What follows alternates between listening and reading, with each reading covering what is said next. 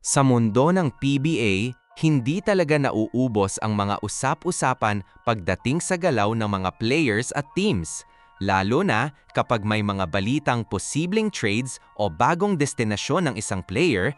Automatic yan na pinag-uusapan ng fans. Kasi alam natin, isang galaw lang pwedeng magbago ang takbo ng isang team sa buong season. Kaya ngayon, pag-uusapan natin ang dalawang mainit na topic. Una, ang posibilidad na mapunta si Richie Rivero sa Ginebra. At pangalawa, ang usapang trade na posibleng mangyari sa pagitan ng Phoenix at San Miguel. Himayin natin isa-isa kung gaano ito ka-realistic at kung sino ang pwedeng makinabang. May mga lumalabas na ulat na tila interesado ang Ginebra sa serbisyo ni Richie Rivero. At kung iisipin mo, hindi ito malabong mangyari. Si Richie kasi, hindi lang basta role player. May kakayahan siya na magbigay ng energy sa court lalo na sa fast break at depensa. Sa offensive side, kaya niyang umatake papunta sa ring at hindi siya natatakot sumalpok sa kalaban. May control siya sa bola at marunong magbasa ng depensa. Hindi man siya ang primary scorer ng Phoenix pero kapag nabigyan ng chance, kaya niyang mag-step up. Lalo na sa transition, mabilis siya at marunong pumwesto. Sa depensa naman, dito talaga lumalabas ang value niya. Active ang kamay, mabilis ang paa at kaya niyang sumabay sa mga wing players. Sa modern basketball ngayon, malaking bagay yung ganitong klase ng player na kayang mag-contribute sa magkabilang side ng court. Ngayon, bakit posible na gusto siya ng Ginebra? Simple lang. Ang Ginebra, kilala sa sistema na kailangan ng players na may energy at hustle. Hindi lang scoring ang hinahanap, kundi effort sa bawat play. At pasok si Richie sa ganong klase ng sistema. Bukod pa doon, bata pa siya at may potential pang mag-improve. Kung malalagay siya sa mas structured na sistema, posibleng mas gumanda pa ang laro niya. Hindi rin siya yung player na kailangan hawak lagi ang bola, kaya madali siyang i-fit sa kahit anong rotation. Sa kabuuan, hindi imposible na magkaroon ng interes ang Ginebra kay Richie Rivero. May tools siya, may energy at swak sa estilo ng team. Kung mangyari man ito, pwedeng maging solid addition siya sa rotation. Pagdating naman sa usapang trade, may mga ulat na mukhang nais ilipat ng Phoenix si Evan Nel papuntang San Miguel kapalit si Marshall Lassiter. Ngayon, tanong dito, fair trade ba ito? Unahin muna natin si Marshall Lassiter sa Phoenix. Kilala si Lassiter bilang isa sa pinaka-consistent na shooter. Kapag naiwan mo siya sa labas, mataas ang chance na papasok ang tira. Hindi na niya kailangan ng maraming dribble, mabilis ang release at accurate. Kung mapunta siya sa Phoenix, malaking tulong ito sa spacing ng team. Mas luluwag ang opensa dahil kailangan bantayan siya lagi sa perimeter. Ibig sabihin, mas magkakaroon ng space ang teammates niya para umatake papunta sa ring o gumawa ng play. Bukod sa shooting, may experience din siya. Alam niya kung paano maglaro sa crucial moments. Hindi siya basta nagmamadali at marunong pumili ng tamang tira. Sa isang batang team, malaking bagay yung ganitong klaseng presensya. Ngayon, punta tayo kay Evan Nel sa San Miguel. Si Nel naman ay isang guard na marunong mag-control ng laro. Hindi siya flashy, pero efficient. Kaya niyang magdala ng bola, mag-set ng plays, at siguraduhin na maayos ang daloy ng opensa. Higit sa lahat, much younger din ang manlalarong ito compare kay Marshall Lassiter. Samantala, para sa San Miguel, pwedeng maging importante ang ganitong klase ng guard. Yung marunong mag-organize at hindi nagmamadali. Kaya rin niyang tumira kapag kinakailangan pero mas kilala siya sa paggawa ng tamang desisyon sa loob ng court. Ang advantage niya, marunong siyang mag-adjust sa sistema. Hindi niya kailangang maging top scorer para ma-contribute. Sa isang team na maraming options sa opensa, bagay ang ganitong klaseng player. Ngayon, sino ang panalo kung sakali? Para sa Phoenix, makakakuha sila ng elite shooter na makakatulong agad. Para naman sa San Miguel, makakakuha sila ng guard na kayang mag-control ng tempo at magbigay ng stability sa backcourt. Sa tingin, depende ito sa pangangailangan ng bawat team.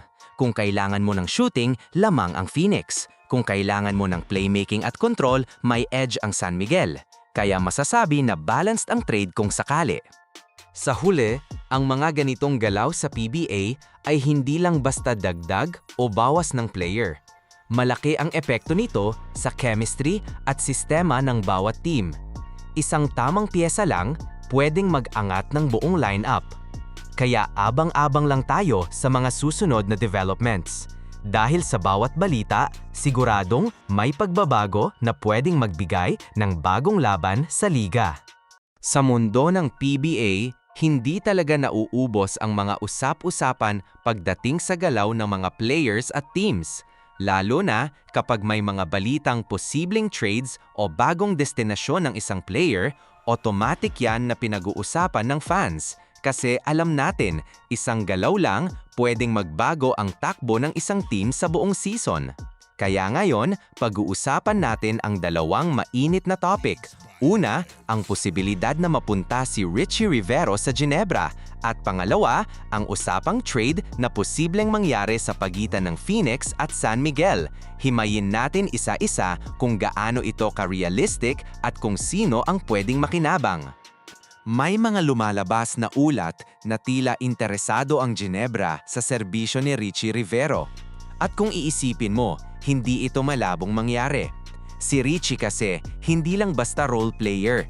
May kakayahan siya na magbigay ng energy sa court lalo na sa fast break at depensa. Sa offensive side, kaya niyang umatake papunta sa ring at hindi siya natatakot sumalpok sa kalaban. May control siya sa bola at marunong magbasa ng depensa. Hindi man siya ang primary scorer ng Phoenix pero kapag nabigyan ng chance, kaya niyang mag-step up. Lalo na sa transition, mabilis siya at marunong pumwesto. Sa depensa naman, dito talaga lumalabas ang value niya. Active ang kamay, mabilis ang paa at kaya niyang sumabay sa mga wing players. Sa modern basketball ngayon, malaking bagay yung ganitong klase ng player na kayang mag-contribute sa magkabilang side ng court. Ngayon, bakit posible na gusto siya ng Ginebra? Simple lang. Ang Ginebra, kilala sa sistema na kailangan ng players na may energy at hustle. Hindi lang scoring ang hinahanap, kundi effort sa bawat play. At pasok si Richie sa ganong klase ng sistema. Bukod pa doon, bata pa siya at may potential pang mag-improve. Kung malalagay siya sa mas structured na sistema, posibleng mas gumanda pa ang laro niya.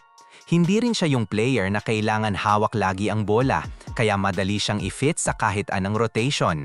Sa kabuuan, hindi imposible na magkaroon ng interes ang Ginebra kay Richie Rivero. May tools siya, may energy at swak sa estilo ng team. Kung mangyari man ito, pwedeng maging solid addition siya sa rotation. Pagdating naman sa usapang trade, may mga ulat na mukhang nais ilipat ng Phoenix si Evan Nel papuntang San Miguel kapalit si Marshall Lassiter. Ngayon, tanong dito, fair trade ba ito? Unahin muna natin si Marshall Lassiter sa Phoenix. Kilala si Lassiter bilang isa sa pinaka-consistent na shooter. Kapag naiwan mo siya sa labas, mataas ang chance na papasok ang tira. Hindi na niya kailangan ng maraming dribble, mabilis ang release at accurate. Kung mapunta siya sa Phoenix, malaking tulong ito sa spacing ng team. Mas luluwag ang opensa dahil kailangan bantayan siya lagi sa perimeter. Ibig sabihin, mas magkakaroon ng space ang teammates niya para umatake papunta sa ring o gumawa ng play. Bukod sa shooting, may experience din siya. Alam niya kung paano maglaro sa crucial moments. Hindi siya basta nagmamadali at marunong pumili ng tamang tira. Sa isang batang team, malaking bagay yung ganitong klaseng presensya. Ngayon, punta tayo kay Evan Nel sa San Miguel. Si Nel naman ay isang guard na marunong mag-control ng laro. Hindi siya flashy, pero efficient. Kaya niyang magdala ng bola, mag-set ng plays, at siguraduhin na maayos ang daloy ng opensa. Higit sa lahat, much younger din ang manlalarong ito compare kay Marshall Lassiter. Samantala, para sa San Miguel, pwedeng maging importante ang ganitong klase ng guard. Yung marunong mag-organize at hindi nagmamadali. Kaya rin niyang tumira kapag kinakailangan pero mas kilala siya sa paggawa ng tamang desisyon sa loob ng court. Ang advantage niya, marunong siyang mag-adjust sa sistema. Hindi niya kailangang maging top scorer para ma-contribute. Sa isang team na maraming options sa opensa, bagay ang ganitong klaseng player. Ngayon, sino ang panalo kung sakali? Para sa Phoenix, makakakuha sila ng elite shooter na makakatulong agad. Para naman sa San Miguel, makakakuha sila ng guard na kayang mag-control ng tempo at magbigay ng stability sa backcourt. Sa tingin, depende ito sa pangangailangan ng bawat team. Kung kailangan mo ng shooting, lamang ang Phoenix. Kung kailangan mo ng playmaking at control, may edge ang San Miguel. Kaya masasabi na balanced ang trade kung sakali. Sa huli, ang mga ganitong galaw sa PBA ay hindi lang basta dagdag o bawas ng player. Malaki ang epekto nito sa chemistry at sistema ng bawat team. Isang tamang piyesa lang pwedeng mag-angat ng buong lineup. Kaya abang-abang lang tayo sa mga susunod na developments. Dahil sa bawat balita, siguradong may pagbabago na pwedeng magbigay ng bagong laban sa liga.